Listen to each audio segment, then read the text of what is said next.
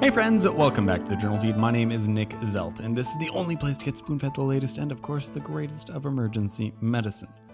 Now, if you are hearing this right now, then you are not currently a Journal Feed subscriber, and so will not be receiving the full Journal Feed podcast, only getting a portion of the past week's articles. Don't worry, all good articles.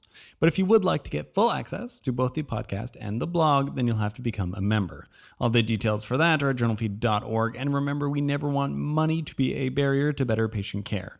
So if you're having any trouble affording a subscription, just get in touch. We'll help you out. Now, this week, this is the audio version of the past week summaries, which this week were brought to you by our own authors, Michael Stoker, Amanda Matthews, Rebecca White, Caitlin Nicholson, Andy Hogan, and of course, Clay Smith. So let's get into the first article titled The Impact of Dual Sequential Shock Timing on Outcomes During Refractory Out-of-Hospital Cardiac Arrest, out of the journal Resuscitation. Dual sequential external defibrillation. We are really going to have to shorten that. DSED, that's not very catchy. DSED, Doolies, double defib, zap zap fiesta, the electrical twosome, spark spark jive. We have a lot of options here, guys. We have a chance to name it something cool. I'm open to suggestions. Anyways, what was I saying? Oh, right.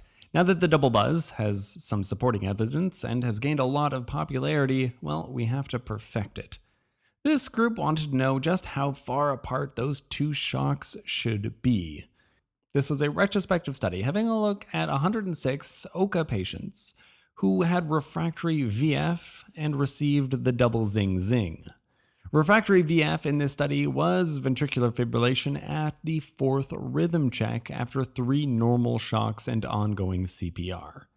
Each zip-zap was analyzed individually for a total of 303 events, so that we could see the relationship between the timing between shocks and outcomes. They classified all of them into 4 groups for the purpose of this analysis. They were shocks less than 75 milliseconds apart, 75 to 125, 125 to 500, or more than 500 milliseconds apart. Most shocks were delivered more than 500 milliseconds apart, which I'll remind you is just half a second. But the only 25 events that happened less than 75 milliseconds apart, these shocks had a higher chance of terminating ventricular fibrillation and obtaining ROSC. No interval was associated with higher rates of survival or survival with good neurological outcomes, unfortunately. But this study certainly was not powered for that sort of outcome. Now, while this isn't strong enough evidence to change your practice necessarily, especially with most people trying to work both devices on their own at the same time, and no one has the precision to purposely time things that precisely, it's still important that we do studies like this. Before long, defibrillators are definitely going to be designed to deliver both shocks by themselves from a single machine. I have no doubt about that. And then we'll have to program how far apart we want our shocks. As things stand, 75 milliseconds is pretty much simultaneous as far as my mortal reflexes are concerned.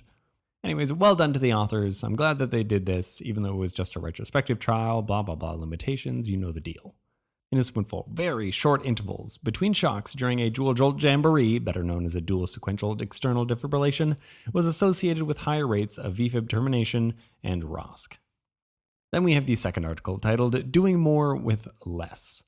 Low titer group O whole blood resulted in less total transfusions and an independent association with survival in adults with severe traumatic hemorrhage, out of the Journal of Thrombosis and Hemostasis.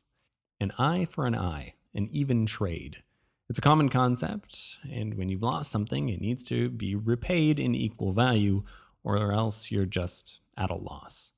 You agree? I mean, I think it seems reasonable, and yet we don't necessarily apply this practice to whole blood transfusions necessarily. What's up with that? Sure, we try to give 1 to 1 to 1, but often that's not accomplished, and even then, things are a little bit left out. It's pretty good, but it's not blood. It's not whole blood. And whole blood is what we've lost. You know, this got me thinking about athletes and they blood dope. As far as I can tell, they don't use whole blood, though. Unfortunately, they use component blood, since really all they really care about is increasing their oxygen carrying capacity, and that can be done with just red blood cells. Anyways, all to say that there's some interest in replacing whole blood with whole blood, and this concept has been around for a long time. Let's have a study taking a look at this practice. This was a single-center, prospective observational study that also used a little bit of retrospective data collection. They looked at adult patients who underwent massive hemorrhage protocol activation due to trauma.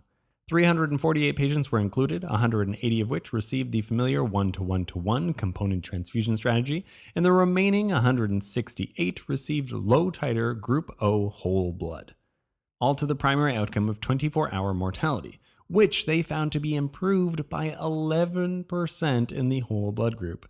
That was 8% versus 19%, which was significant. That's at only 24 hours, though. This benefit did not last up to 28 days. Oddly. Shame, because the majority of trauma deaths are in those critical first few hours to days. Still, patients receiving whole blood received 40% less total blood products by weight over the first 3 days of admission. That's about 30 milliliters per kg less, which is a whole resuscitation's worth. And that's of blood products too, so this stuff is precious. This sign of improving short-term mortality was also seen in patients with a tendency to bleed, those with high PTTs or a maximum clot firmness less than 60 by ROTEM. These patients might have actually had particular benefit despite their lower ability to clot at baseline.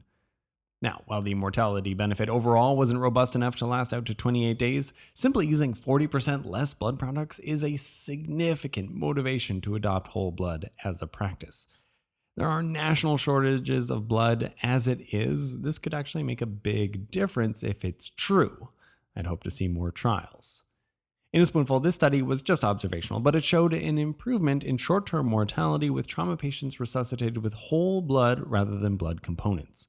This was also associated with less blood product use. I wonder how this would hold up in other centers. And that's it. That's all the articles from this week. Let's do a quick wrap up. From the first article, if you're the fellow in charge of pressing the button to deliver double shocks, try to press them less than 75 milliseconds apart for theoretically optimal results. From the second article, whole blood saves a whole lot of lives at 24 hours, but this benefit did not last out to 28 days. Again, if you are hearing this right now, then you are not part of the members feed and you missed 3 articles from this past week. One was about if you're transfusing whole blood, how much component blood can you still give to get all the benefits of whole blood therapy? Then from another article, we saw which infants are more likely to have positive chest x-rays. And then finally, we caught up with what's the latest on how well inflammatory markers work on infants who are COVID positive. Links to all the articles summarized can be found at JournalFeed.org, where the newsletter is the best way to make the podcast into a little bite-sized nugget of space repetition. Our goal here is for you to read less, learn more, and save lives, one spoonful at a time. Thank you.